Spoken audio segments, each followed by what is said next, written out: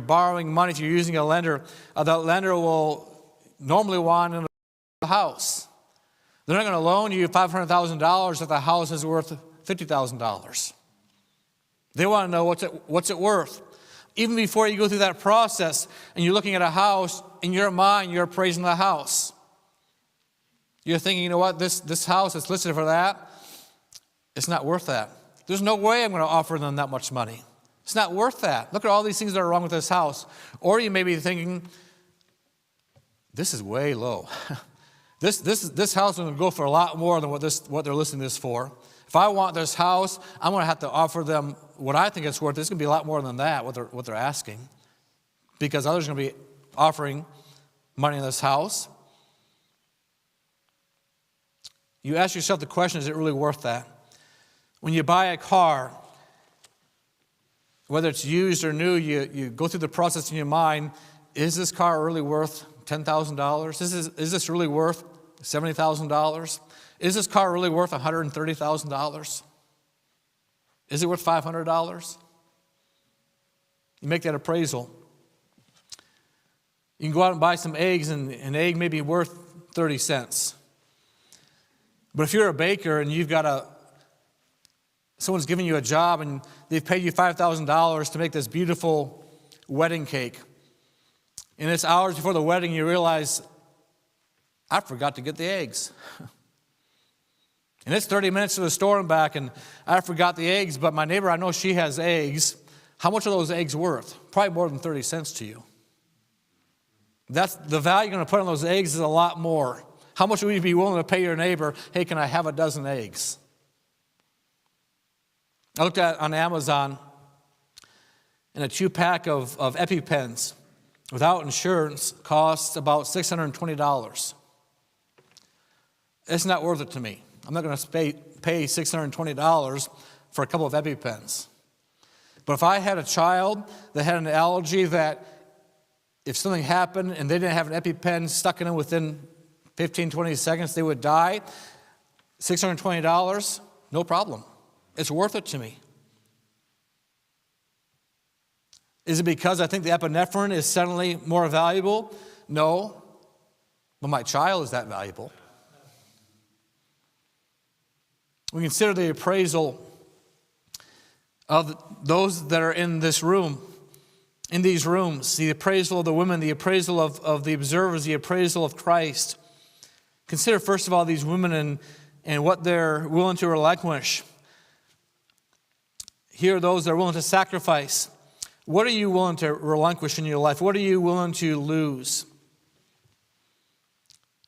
How much of the things you hold on to, how much are they really worth to you? I remember on some trip, I can't remember if it was a cross-country trip, where we were at, what we were doing. I was going to ask Kenny about this, and I forgot to. We were on some trip, and we were about an hour away from the last stop we were at. Not returning. We're heading home. And she hits the button on her watch to find her phone, and there's no phone. There's no noise. And the watch says there's no phone detected. So I look at my phone, and it shows it's back at Walmart, an hour behind us. Or at a restaurant, wherever it was at. Guess what we ended up doing? We ended up turning around and going back. Why? Because of the value that we place on the phone. If an hour down the road, Miriam said, Dad, that dollar store, diner store you bought me a couple of hours ago, I forgot that in the restroom. Too bad, so sad. We're not going back for it. We're not returning for it. Well, what if it was a dollar store, diner store that she got years ago from a loved one just before they passed, and she's kept it so long, and it's one of her favorite toys? Would that change my opinion? Well, the value of the dollar store wouldn't change, but her value would probably be enough where I'd turn around and go back for it.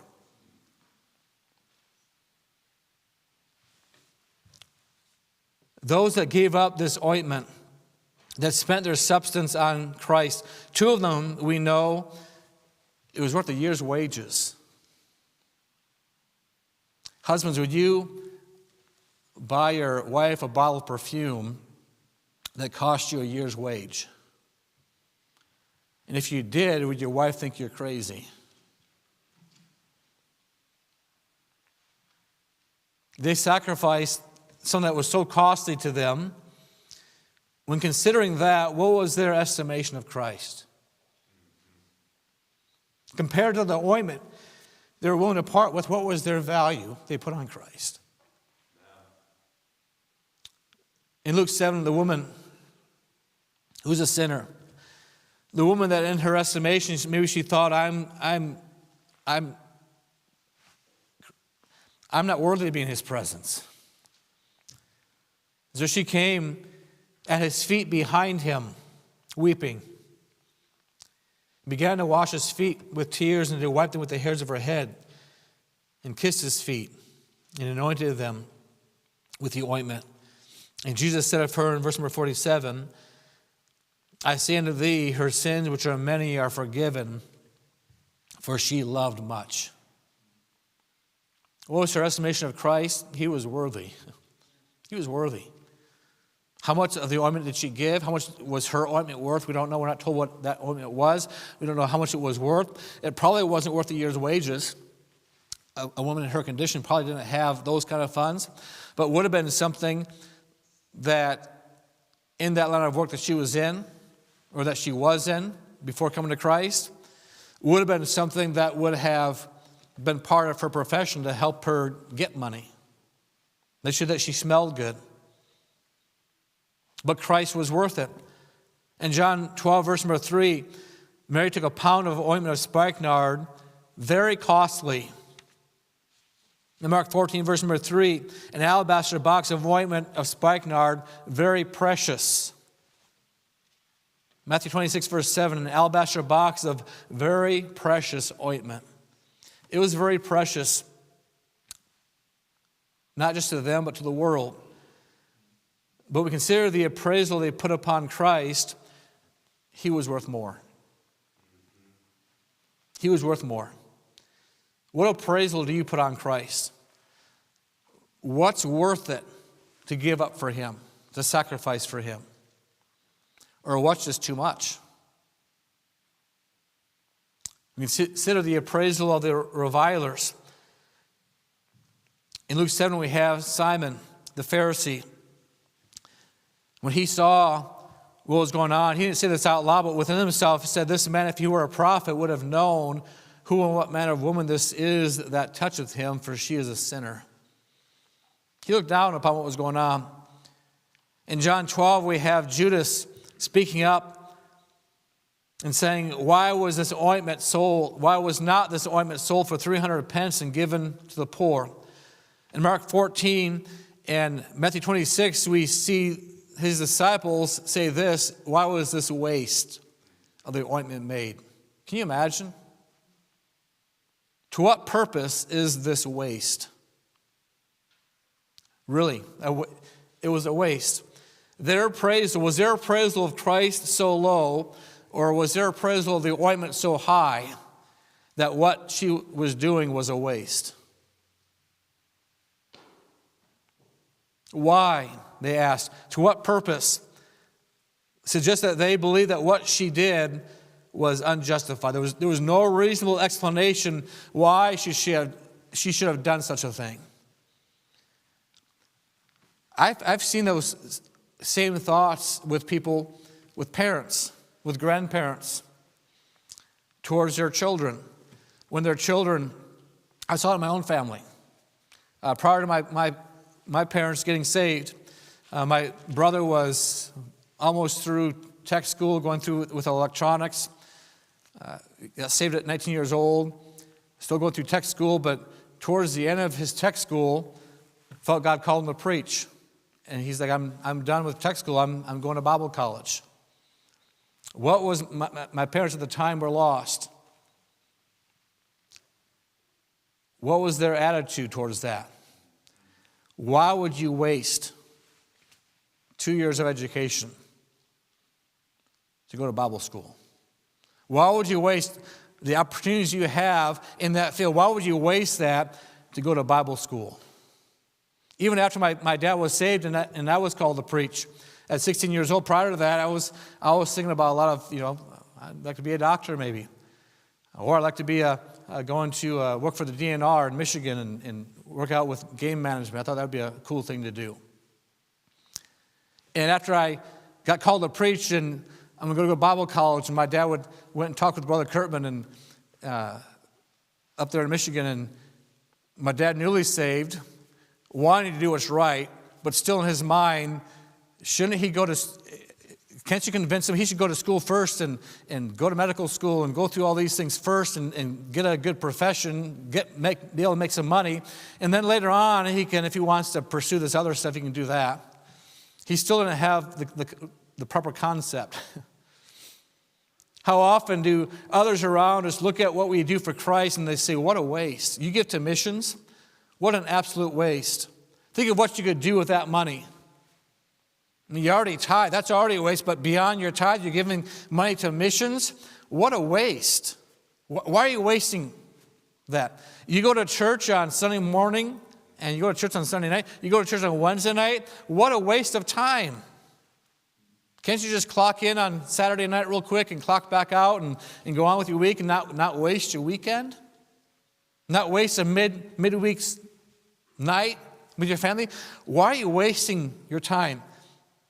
Others might look at those things and say it's a waste. You're wasting time. You're wasting your money.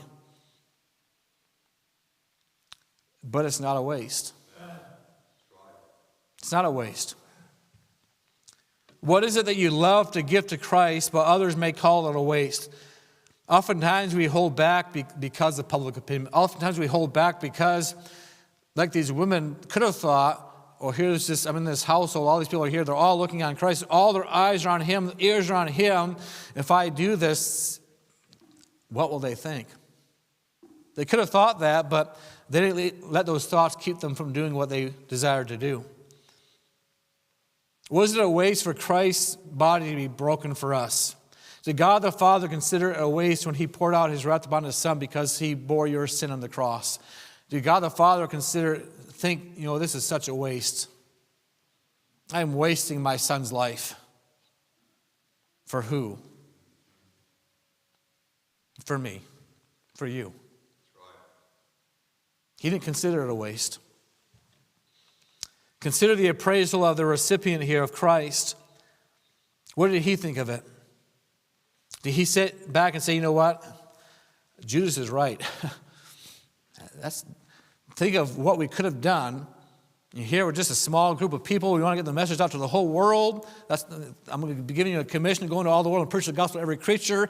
You don't understand what could have happened with that if you would have just waited and listened and maybe asked my opinion on it. You don't understand how much that could have furthered the gospel around the world if you would have just kept that and sold it. He didn't say that. To Simon the Pharisee, he said, her sins, which are many, are forgiven, for she loved much. He thought highly of what she did.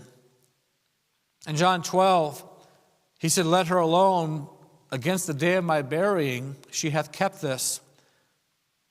In Mark 14, he said, why trouble ye her? She hath wrought a good work on me. In Matthew 26, he said, why trouble ye the woman? For she hath wrought a good work upon me.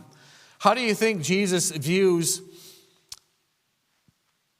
the extravagance that Christians pour out upon their pets?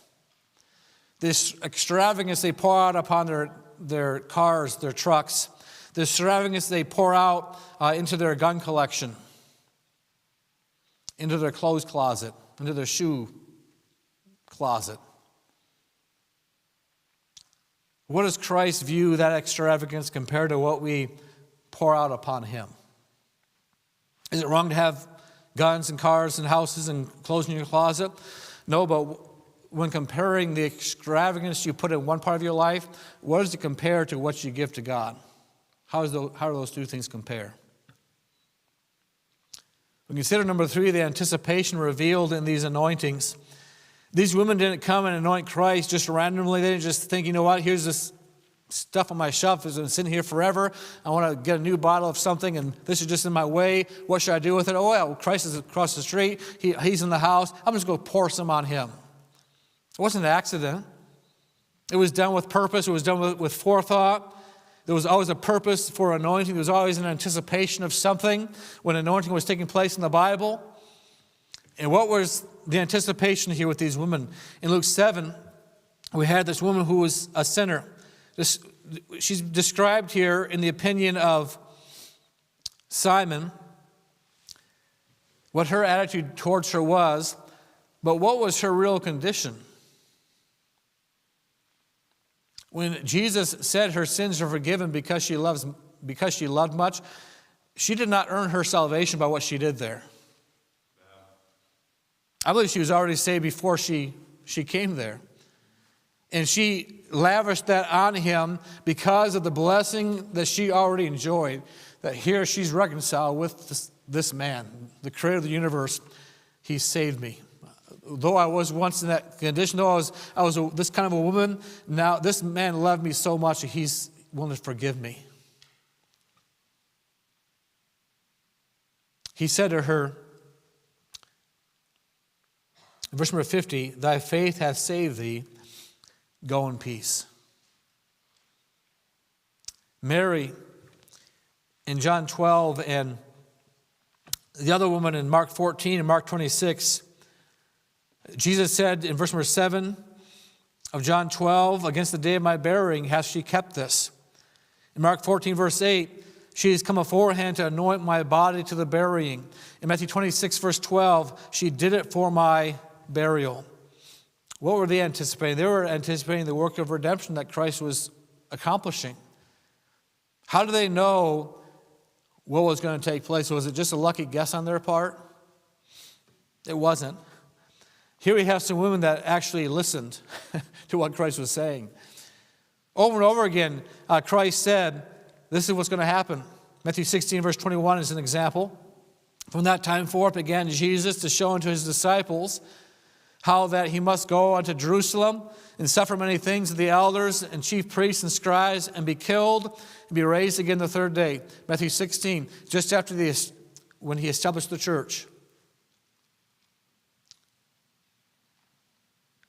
He's explaining to them, this is what's going to happen. In Matthew 17, verse 22, and while they abode in Galilee, Jesus said unto them, the Son of Man shall be betrayed into the hands of men, and they shall kill him, and the third day he shall be raised again. And they were exceeding sorry. In Mark 10, verse 34, and they shall mock him, and shall scourge him, shall spit upon him, and shall kill him, and the third day he shall rise again. Luke 9, verse 22, the Son of Man must suffer many things, and be rejected of the elders, and the chief priests, and the scribes, and be slain, and be raised the third day. I believe here we have some women that actually were thinking and said, you know what, this is what he said. I don't see how it's going to happen. I don't know exactly when it's going to happen, but he said it's going to happen, and I'm going to anoint him. He's dying. He's the Lamb of God which taketh away the sins of the world. He's going to die, and did they understand all of it? I don't believe they understood all of it.